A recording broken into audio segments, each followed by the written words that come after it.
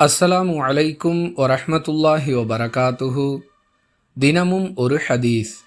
தாய்ப்பால் மட்டும் அருந்தக்கூடிய வேறு உணவுகளை உட்கொள்ளாத என்னுடைய சிறிய ஆண் குழந்தையை ரசூலுல்லாஹி ஸல்லல்லாஹு அலைஹி வஸல்லம் அவர்களிடம் கொண்டு வந்தேன்.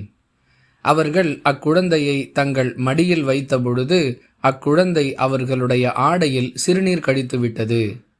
உடனே தண்ணீரை கொண்டு வரச் சொன்ன ரசூலுல்லாஹி ஸல்லல்லாஹு அலைஹி வஸல்லம் அவர்கள் தமது ஆடையில் சிறுநீர் பட்ட இடத்தில் தெளித்து கொண்டார்கள்.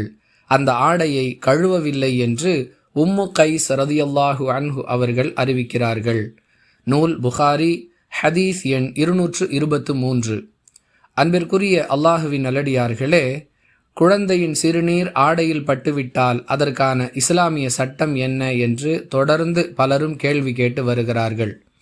வெறும் தாய்ப்பால் மட்டும் அருந்தக்கூடிய வேறு எந்தவிதமான வெளி உணவுகளை உட்கொள்ளாத ஆண் குழந்தையின் சிறுநீர் ஒருவருடைய ஆடையில் பட்டுவிட்டால் அந்த இடத்தில் தண்ணீரை தெளித்து கொள்வதே போதுமானது என்பதை ரசூலுல்லாஹி ஸல்லல்லாஹு அலைஹி வஸல்லம் அவர்களுடைய இந்த நடவடிக்கையிலிருந்து நாம் அறிந்து கொள்கிறோம்.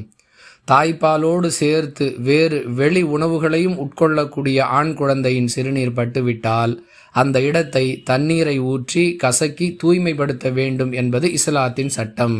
அது தொடர்பான ஹதீஸை வாசிக்கும் பொழுது அதன் விளக்கத்தை பெற்றுக்கொள்வோம்.